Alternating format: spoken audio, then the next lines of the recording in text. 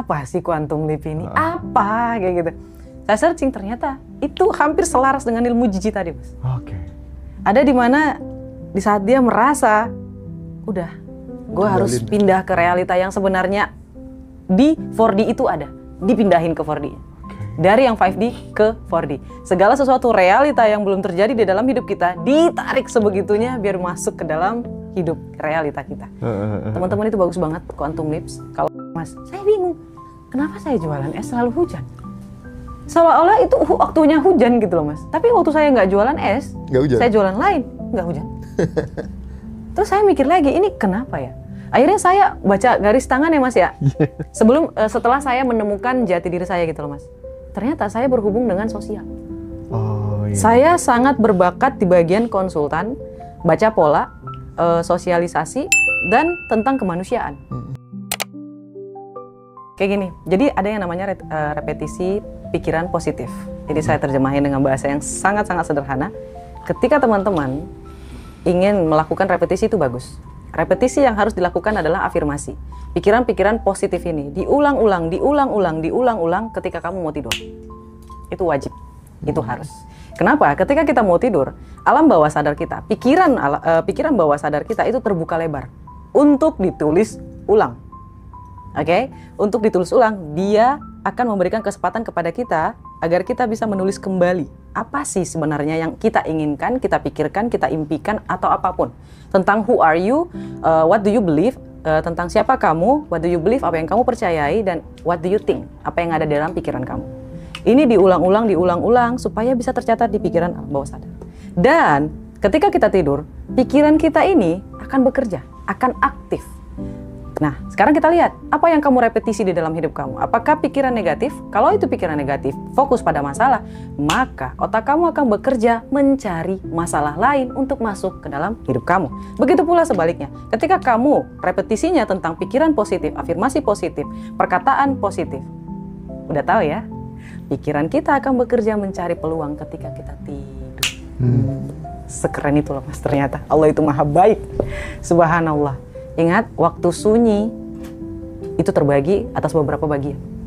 Pertama, kemarin ada yang bingung, Mas, waktu mau bangun katanya. Gimana sih kata mau bangun? Iya, kalau kita mau bangun kan kita mulai sedikit sadar, Mas. Nah, di saat itu tuh kita melakukan repetisi juga bisa. Dan ketika kita mau tidur kan sedikit ngantuk dan sedikit sadar gitu loh, Mas. Nah, di saat itu terbuka gitu loh, Mas. Itulah kenapa kalau mau tahajud kita harus tidur dulu, teman-teman. Ya, di situ. Itulah kenapa luar biasa. Itu nyambung semua, Mas, ternyata, Mas. Jadi jangan bilang ya kalau ini tidak sesuai dengan agama. Tapi kan kebanyakan di antara kita kan pada saat disuruh mengulang-ulang diksi atau kalimat yang negatif, itu kan juga nggak berani. Contoh, coba sebelum tidur kamu baca kayak gini. Aku pengen mati ditabrak mobil. Nggak ada yang berani loh. Alasannya apa? Takut kejadian gitu. Pertanyaannya, kenapa kalau yang positif kamu nggak takut kejadian? Aduh, betul lagi. Dibalik aja. Betul lagi, Mas Hendra. Ya Allah ya Rabbi. Nah tuh, guys, itu betul loh pertanyaannya. Ini analoginya bagus banget loh, Mas. Iya. Wow. Sehingga, ya saya sepakat dengan yang disampaikan Bosman tadi ya, bahwa orang yang cerdas, dia hanya berkata, bercanda, sesuatu yang ingin terjadi di dalam hidupnya gitu. Aku dulu waktu kuliah, waktu bercanda sama teman-teman dekatku, inget ya, 5 tahun yang akan datang. Nanti banyak orang akan kenal aku. Banyak orang akan lihat aku, kenal aku. Tak pikir aku bakal jadi politisi, diwawancara di televisi. Gitu. Tapi cocok sih, Mas. Oh, ternyata enggak. Tapi aku selalu bilangnya begitu, Kak Roma. Iya, jadi teman-temanku, iya ya, kok bisa ya omonganmu dulu kok sekarang jadi kenyataan gitu ya, katanya gitu. Ini bercanda yang positif-positif gitu. Gak boleh ngeluh, ya kan? Dirimu kan udah gak pernah ngeluh kan ya? Alhamdulillah enggak, Mas. Enggak ya? Alhamdulillah. Cuman memang terkadang yang namanya manusia ya, Mas ya. Bukan ngeluh sih, Mas. Jatuhnya kayak ada emosi yang tidak tersampaikan. Paling kayak gitu. Dan kalau misalnya ada emosi yang tidak tersampaikan, itu bisa kita lakukan dengan memakan makanan yang kita sukai, olahraga, kayak gitu, fasting, maksudnya puasa kayak gitu. Dan bermain dengan teman sih, Mas. Luangin waktu untuk sendiri. Dan joget-joget. Bukan clubbing ya, bukan. Pokoknya sesuai dengan tingkat kenyamanannya masing-masing Yes, lah ya. betul Mas. Ya, sebelum Mas Roji gitu. Penting nggak sih kita tuh bikin pertanyaan yang basisnya itu pertanyaan-pertanyaan yang menyentuh pikiran bawah sadar kita gitu. Misalnya pada saat kita lagi santai, saat relax gitu, apa ya yang menghalangi aku nggak bisa take off secara kemakmuran? Apa yang menghalangi aku nggak bisa naik level gitu?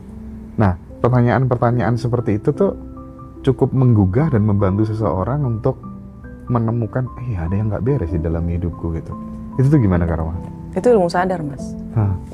Termasuk dalam kategori ilmu sadar. Ya kan, karena seseorang nggak akan berubah tanpa Dia sadar. awareness before change kan, iya kan? Iya, betul. Jadi kesadaran dulu, baru kemudian akan terjadi perubahan. Kayak kemarin Mas, ada yang ngolok-ngolok di komen, dia bilang gini, kan saya sampein ya Mas, gimana kita tahu kain sutra? Kalau kita tidak tahu atau tidak menyentuhnya, gimana kita bisa tahu? Terus dia bilang gini, gimana kita bisa tahu itu tai kalau kita tidak menyentuh tainya? Disamain Mas, disamain. Dalam hati ya Mas ya, wow, ini analoginya ternyata bisa mengarah ke negatif ketika seseorang itu pikirannya full sama negatif, kayak gitu ya Mas ya. Nah, ini saya sampaikan kepada teman-teman, kita tidak akan pernah bisa memasuki sebuah era atau memasuki sebuah level baru kalau kita tidak tahu itu level ada. Kayak gitu Mas. Ketika saya mulai bekerja Mas, saya mulai tahu, oh ternyata ada orang yang penghasilannya jauh lebih luar biasa dan dia nggak bekerja sama sekali. Luar biasa. Dan ketika saya kenalan lagi sama mentor saya makin tahu, luar biasa. Tinggal ngasilin duit. Oh, ada yang kayak gitu. Saya nggak tahu tuh Mas. Saya nggak aware. Saya nggak sadar dulu kayak gitu Mas. Kenapa ya aku ada di sini? Kenapa dia bisa ada di situ? Guys, kalau nggak sadar, kayak kata Mas Hendra, nggak akan bisa naik. Kita nggak tahu ada tangga itu gitu loh Mas. Kita ngeliatnya ke bawah terus. Sesekali lihat, wah ada di mana? Saya ada di mana nih? Ini ada tangga nggak menuju ke atas? Ini saya bisa naik lagi nggak? Apa yang harus saya lakukan? Kayak gitu loh Mas. Dan biasanya orang-orang yang sulit untuk berkembang kayak gini tuh karena fixed minded nggak sih Mas? Kayak kata Masnya di video yang sebelumnya.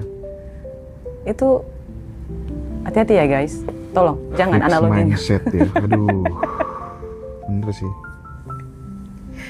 Oke. Ya, tapi penting ya, kadang kita tuh dihadapkan dengan mentor-mentor yang lebih maju hidupnya daripada kita. Itu kan sangat mendorong banget gitu ya. Banget Mas. Nular banget gitu ya. Nular banget Mas. Bapak ibu kita dulu kan nggak pernah kan ngajak ngomong kita soal apa tuh namanya puluhan juta, ratusan juta, nggak pernah sama sekali ya. Aduh, betul lagi.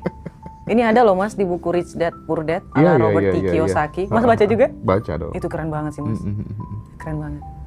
Kayak ayah kaya dan ayah miskin. Iya, kan itu mama angkat saya kan ini. Yang membesarkan saya itu kan orang kaya. Oh kayak dirimu. Iya. Iya lagi. Aduh gila, iya bener-bener. Saya baru pas saya lihat lagi videonya Masnya ya. Waktu dia itu kok mirip ya sama Rich Dad Poor Dad? Iya makanya, aku jadi teringat kisah hidupmu waktu itu baca itu. Aduh ya, jadi ini lagi ya, bilang lagi. Oke, aku sekarang ingin mengkomparasikan antara kekuatan afirmasi dengan kekuatan pengaruh figur otoritas untuk kemudian menginstall software-software yang kita inginkan terjadi di dalam diri kita gitu. Kita tahu waktu John F. Kennedy sebelum jadi Presiden Amerika Serikat, beliau punya kebiasaan untuk foto tuh gedung putih itu, White House difoto, tempelkan di dindingnya. Aku nanti akan duduk di sini, sehingga waktu dia mau tidur, jangan belajar dulu, aku nanti bakal duduk di sini. Mau malas-malesan, jangan, aku nanti harus cari relasi yang banyak, networking yang luas gitu kan. Dan itu berpengaruh dalam hidupnya dan itu kejadian. Bosman sebelum kuliah di Amerika juga sama. Waktu dia main kelereng, ya, terus kemudian di sakunya itu jatuh tuh gambar White House gitu. Ini apa nih? Amerika. Aku ndak kuliah di sana nanti. Kamu wong dusun masa mungkin kuliah? Ndak, aku pokoknya percaya utuh. Aku nanti bakal kuliah di sana. Dan dia kejadian kuliah di sana gitu. Dan itu banyak terjadi hal-hal kayak gitu. Nah, tapi kalau kemudian dibandingkan dengan kekuatan figur otoritas, itu tuh bagaimana, Kak Roma, melihatnya? Oh ya Allah ya Rabbiku, ini sebenarnya luar biasa dan itu terjadi dalam hidup aku juga sih Mas. Ibaratnya yang kayak sebelum saya ke Jakarta itu saya selalu nonton film, nonton acara variety show, dan saya senang sekali acara variety show itu. Dan saya selalu bilang, ya Allah, enak kali duduk di situ secara langsung melihat bagaimana artisnya bertepuk tangan di sana, kayak gitu loh Mas. Dan setiap hari yang saya pikirkan kayak gitu Mas, diulang-ulang kayak gitu. Dan saya masih tetap melakukan kegiatan saya, itu satu ya Mas ya. Dan yang paling mendekati seperti apa yang Mas bilang itu adalah di titik ini, yang sekarang. Setiap saya berleha-leha, setiap saya merasa malas, yang saya ingat apa Mas? Wah, nanti aku nggak bisa makan lagi nih 3 kali sehari. Nah, agak kebalik gitu ya Mas ya. Sekarang tuh permasalahan saya ada di situ Mas. Jadi terlalu rajin, kayak gitu. Jadi ketakutan yang saya rasakan, saya tidak bisa lagi makan 3 kali sehari kalau saya jadi orang yang pemalas. Itu kalau dikomparasi sama yang John F. Kennedy, kira-kira gimana nih menurut Mas Hendra? Saya juga agak sedikit bingung nih. Karena yang terjadi itu sama si John F. Kennedy itu cuma pikiran kalau saya. Tapi John F. Kennedy kan sampai pegang visualisasinya gitu ya Mas ya. Kayak gitu. Nah sedangkan waktu saya yang waktu bayangin Jakarta gitu loh Mas. Itu kan cuma pikiran saya setiap hari saya ulang-ulang kayak gitu. Dan sekarang komparasinya berubah lagi Mas. Saya kalau misalnya ketakutan malah jadi motivasi. Oke. Ketakutan malah jadi visualisasi. Kayak gitu loh Mas. Visualisasi kalau misalnya saya berhenti sekarang, saya akan balik lagi ke awal. Kalau saya berhenti sekarang, saya akan balik lagi ke awal. Itu selalu saya ungkapin ketika saya emang lagi malas, lagi ini namanya manusia ya Mas ya. Jadi Tapi terserah ya, mau teman-teman percaya apa enggak ya bahwa kekuatan afirmasi, kekuatan sugesti itu tuh sisi positifnya adalah kita nggak gampang kehilangan harapan gitu. Kita nggak gampang putus asa jadi orang gitu. Really? Karena kita udah tahu goals yang kita inginkan tuh nanti aku bakal ke sana gitu. Sehingga itu akan mempengaruhi dengan adanya impian yang besar, dia akan memproduksi tindakan-tindakan yang besar pula gitu. Makanya hal-hal yang sekiranya nggak penting, yang nggak berkontribusi terhadap jalan hidup kita, itu nggak akan kita lakukan. Narkoba lah, kemudian seks bebas lah, gaya hidup yang hedonis lah. Justru kita melakukan investasi-investasi yang bobot nilainya itu 8-9 atau mendekati angka sempurna gitu kan kira-kira ya. iya sih Mas, itu mana iya lagi Mas, yang jual rokok kan nggak ngerokok Mas. Jangan rokok dong. Ya udah jangan rokok. Misalnya yang jual narkoba kan dia nggak pakai narkoba. Ambisinya pengen jadi kaya kan Mas ya. Aduh. Ingat teman-teman, frekuensi tidak ngomongin tentang moral. Jadi betul. misalnya yang penjual miras gitu ya Mas ya, nggak tiap hari kan dia konsumsi miras, nggak dikonsumsi malah. Karena dia merasa itu termasuk dalam bagian ambisinya kayak gitu Mas. Itu betul sih Mas, aku setuju banget. Terus menurut Masnya nih, kalau ada orang yang nggak ambisius, terus bilang kita terlalu ambisius, terlalu duniawi, Mas Hendra setuju nggak? Aku termasuk orang yang percaya bahwa ambisi itu adalah turunan dari cita-cita sih. Jadi menurutku ambisi itu sangat urgent sekali, tetapi ada fase di mana kita harus mulai untuk kemudian ngerem gitu. Karena terlalu ambisi itu jatuhnya banyak orang jatuh. Ada satu titik di mana kemudian kita harus berhenti, kapan kita harus mukul, kapan kita harus bertahan, kapan kita harus rileks. Itu pola itu harus kita ketahui gitu. Karena aku melihat banyak sekali kejadian orang kalau ambisi terus, ya udahlah jatuh. Aku berani garansi itu. Di mana-mana aku melihat kejadian kayak gitu. Teman-temanku yang sudah naik level gitu ya, yang dia nggak ada kata enough gitu ya. Jadi di satu momen kita harus ada kata enough. Kita harus ambisi lagi. Enough lagi gitu. Bayangkan orang kalau nggak punya ambisi, udahlah punyanya motor gitu. Ya udah, stuck di situ itu aja dinikmatin motor, nggak naik level Kak. Iya sih. Kalau aku gitu sih. Tapi gawat juga kalau hidup tuh ngejar terus itu. Jadi aku sampai di titik ini sih, itu bahaya juga sih. Berarti kan intinya kita harus punya teori kan, nggak asal gitu kan ya. Jadi setiap orang mungkin punya pola sendiri-sendiri gitu ya. Tapi aku mengamati banyak pola kejadian teman-teman tuh yang jatuh gara-gara kebablas, terlalu ambisius. Kebablas. Berarti harus seimbang Mas. Menurutku sih gitu. Menurutku gitu. Aku banyak ngobrol sama orang, udahlah kamu udah ngejar aja terus. Jatuh. Bener-bener. Jadi harus ada titik enough, harus berhenti dulu, jeda dulu bahasa yang tepatnya ya. Jeda dulu, sudah bener-bener aku udah nggak kurangan apa-apa kok. Dan hidup yang paling enak itu kan pada saat kemudian kita sudah nggak merasa butuh apa-apa kan. Cuman itu nggak semua orang bisa mencapai titik situ kali ya. Iya. Prosesnya pertama tetap kita harus ambisi dulu lah, ngejar cita-cita. Masih muda harus gitulah. Ya ibarat orang boxing kan, UFC kita lihat. Kalau kita mukul terus kan pasti lawannya kan tahu kan celahnya. Oh, I see. Kalau dia sini sikat dari samping. Ya, kan. ya. Oh, bener juga. Tapi kamu tanya dong sama Kak Roma, jangan aku terus yang tanya gitu. Coba apa gitu. Tapi enak Tanya Mas apa Hendra loh gitu. ngobrol. Bentar Mas. Gimana? Cece udah dulu ya. Ha-ha. Udah jangan dipoto lagi. Oke. Iya. Masih Oh ya, bertanya. oke. Bagaimana indikasi dengan kelompok yang progresif dapat mempengaruhi cara kita memandang peluang dan batasan diri kita sendiri?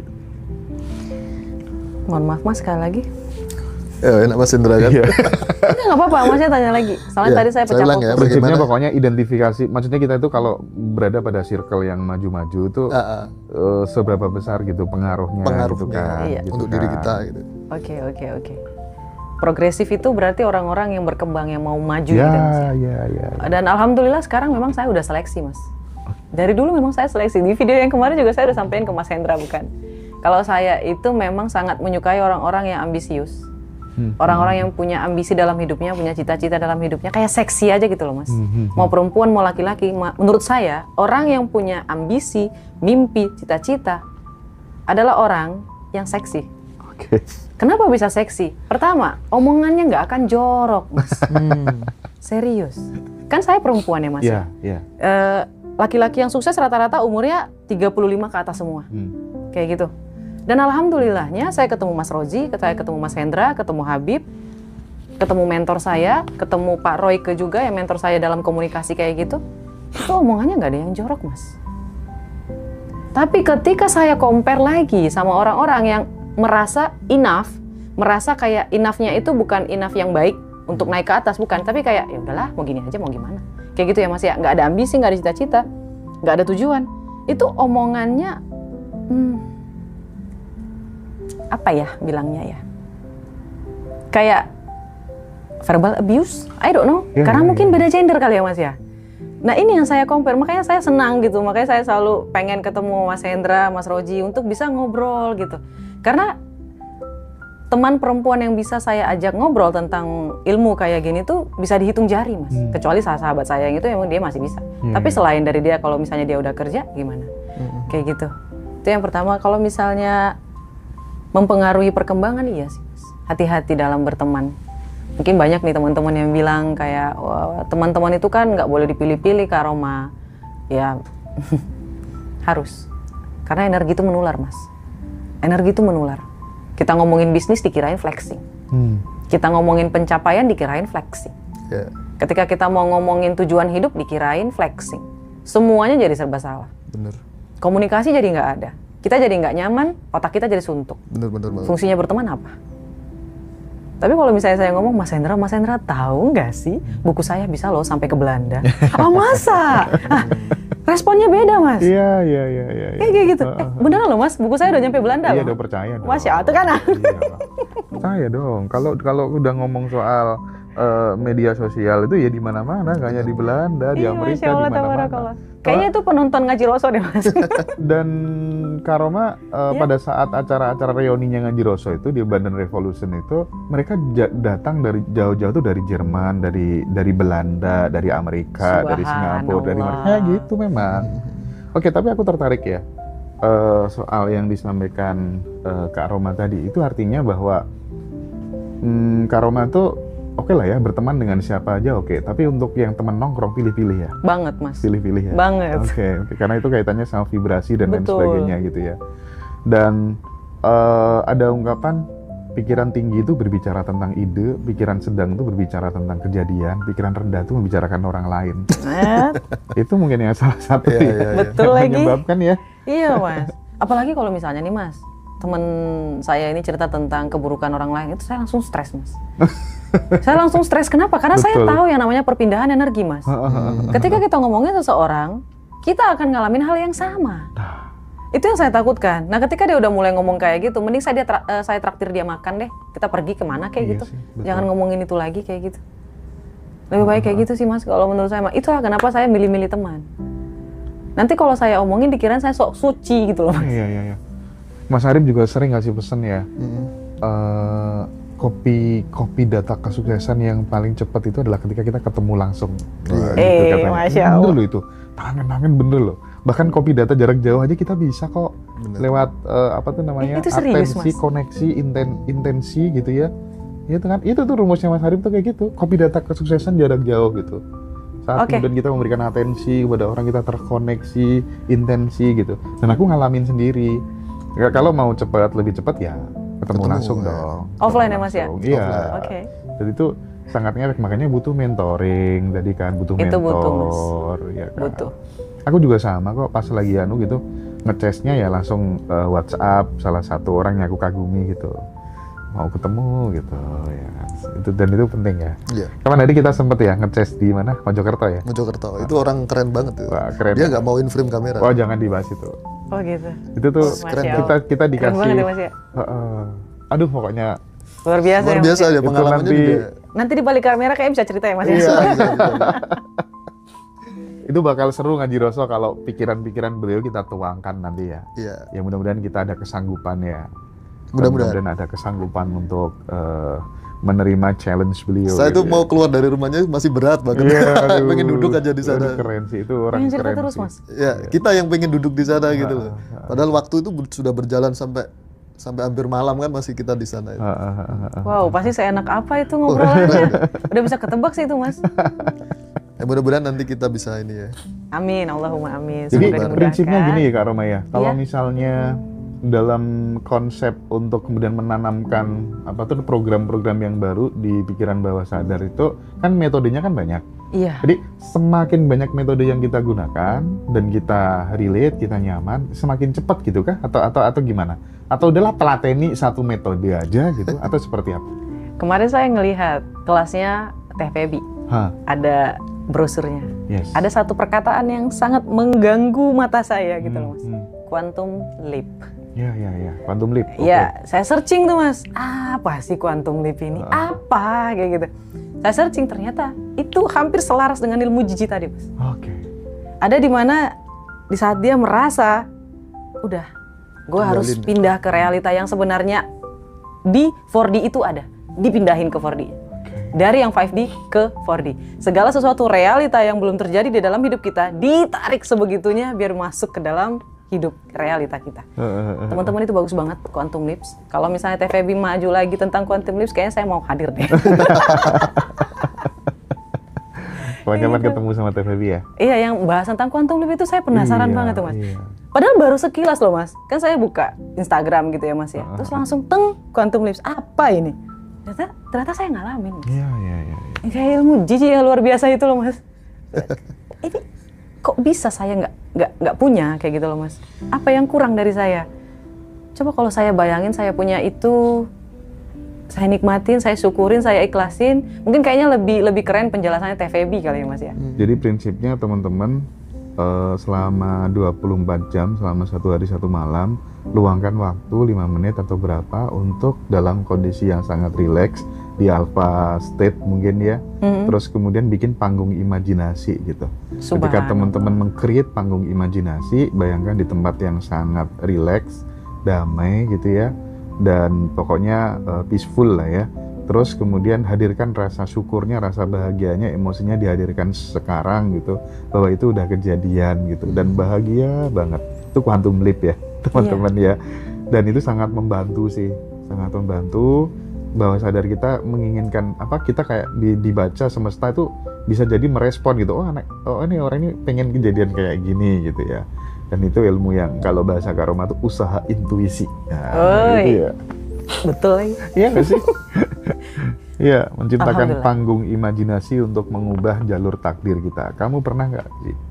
Pernah dong. Saya kan teman-teman saya kan pas waktu di Bali kan banyak saya belajar dari teman-teman Eropa. Mereka itu suka cari tempat yang rileks, pergi ke hutan. Saya pertama, ngapain orang ini pergi jauh-jauh dari kota terus menyendiri di tengah-tengah hutan sambil duduk, sambil apapun dah.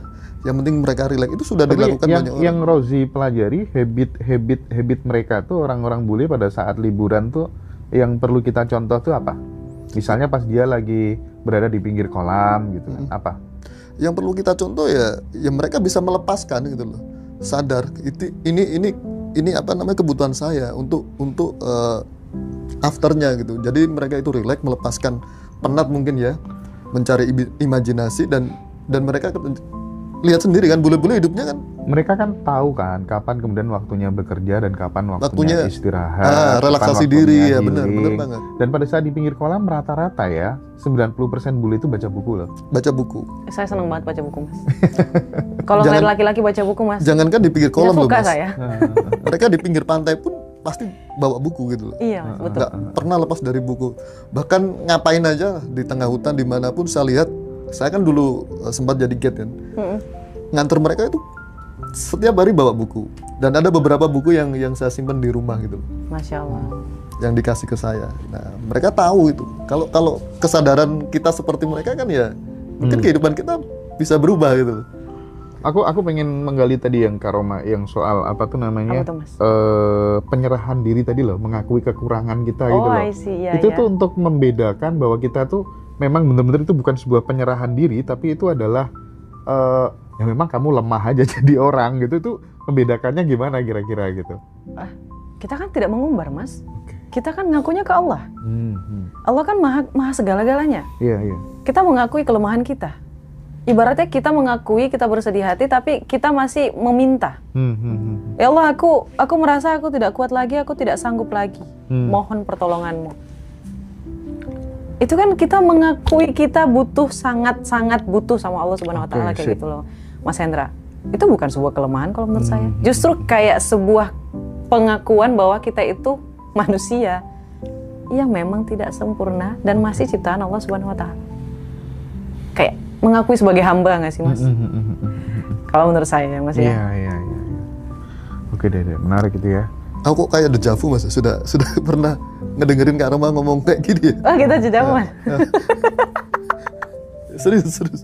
Tak inget kapan ya aku dengerin dia. Oh, Masya Allah, tabarakallah. Oke. Sekarang aku masuk ke ini, Mas Rozi. Kita coba memberikan beberapa potret kehidupan yang nyata, yang real gitu ya. Terus kemudian solusinya, karena kalau ngobrol sama Kak Roma itu kan beliau tuh konsultan yang hebat deh. Aku melihat potensi luar biasa itu ya. Amin. Nah, misalnya ada kejadian kayak gini nih. Ada seorang wirausahawan. Nah, misalnya Mas Rozi nih, wirausahawan, dia kan jualan beras banyak nih.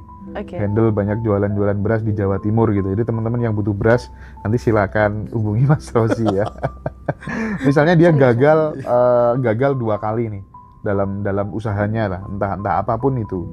Bagaimana dia itu bisa menggunakan seperti yang kita sampaikan di awal tadi, paradok negatif tadi gitu. Menggunakan teknik yang negatif thinking tadi, atau kemudian penyerahan diri total tadi. Contohnya bagaimana, Kak Roma, supaya kemudian dia tidak mengalami kegagalan yang ketiga, keempat, dan seterusnya tadi gitu. Gimana tuh tekniknya? Baik. Kalau menurut saya ya, Mas, ya, ini bedahnya banyak ya, Mas, ya. Pertama, kalau misalnya paradok tentang ilmu false, yang ya tentang pikiran negatif kayak gitu, itu kayaknya opsinya dipakai untuk ke terakhir deh, Mas. Oke, sip, setuju. Itu terakhir dulu. Opsi yang kedua adalah penyerahan diri. Kalau misalnya kita tidak berbakat di jualan beras, ganti. Nggak ada salahnya, Mas. Oke. Kemarin, saya juga suka banget berbisnis, Mas. Suka banget berbisnis, tapi selalu gagal. Selalu hujan. Saya kan bisnis minuman ya, Mas, ya. Selalu hujan. Demi Allah, Mas. Saya nggak bohong. Selalu hujan, Mas. Saya bingung. Kenapa saya jualan es selalu hujan? Seolah-olah itu waktunya hujan gitu loh, Mas. Tapi waktu saya nggak jualan es, saya jualan lain, nggak hujan. Terus saya mikir lagi, ini kenapa ya?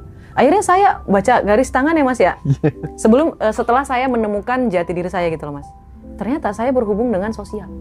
Oh, iya. Saya sangat berbakat di bagian konsultan, baca pola, sosialisasi, dan tentang kemanusiaan. Kayak gitu loh, Mas. Saya akan naik tajam di situ. Terus saya berpikir, kalau saya suka bisnis, berarti saya harus lepas dulu nih bisnis yang lain. Berarti kasih ke orang lain bisnis yang saya sukain, bisnis yang saya berbakat di situ, itu yang saya kelola. Itu poin yang kedua ya, Mas, ya. Penyerahan diri, kayak kalau nggak berhasil berarti aku bakatnya di tempat yang lain. Berarti bakat dulu ya? Gini loh, Mas. kalau misalnya kita udah nyoba berkali-kali gagal dan kita berpikir kayak ini salahnya di mana ya, artinya kita harus buang ego kita dulu. Kita harus singkirin dulu egonya, dipindahin dulu. Ini di mana salahnya? Kita buka dulu, kita bedah dulu. Penyerahan diri dulu, ya Allah, aku sedikit bodoh bisnis di sini, gagal terus ya Allah. Tolong beri aku petunjuk. Salahnya di mana? Apakah di bagian sistem manajerial bisnisku? Apakah sistem keuangan bisnisku? Ataukah memang aku yang tidak cocok untuk bisnis di bagian ini? Kayak gitu loh Mas. Karena saya melakukan itu Mas, apa yang cocok untuk aku? Tolong beri petunjuk ya Allah ya Rabbi. Itu kan penyerahan diri ya Mas. Ya. Dan opsi yang paling pertama adalah ikhlaskan. Oke. Kalau misalnya mau tetap ada di situ, ya udah ikhlas aja. Apapun yang terjadi, whatever happen, ikhlaskan. Yakin aja bahwa di masa depan akan ada hal yang lebih luar biasa dari semua kehilangan yang sudah pernah terjadi di dalam hidup kita. Itu ada 3 opsi, Mas. Mau pilih yang mana? Ya. Ini jawabannya perfect banget. Alhamdulillah itu mana yang nyamannya gitu loh Mas. Iya. Kalau saya lebih pilih nomor 2. Saya nggak mau buang-buang waktu soalnya Mas. Karena yang pertama itu kan kayak trial and error lagi. Berarti gitu. ST-nya dititipin ke Tuhan dulu ya? Iya, Kita kayak gitu. Ya. Karena Terobos.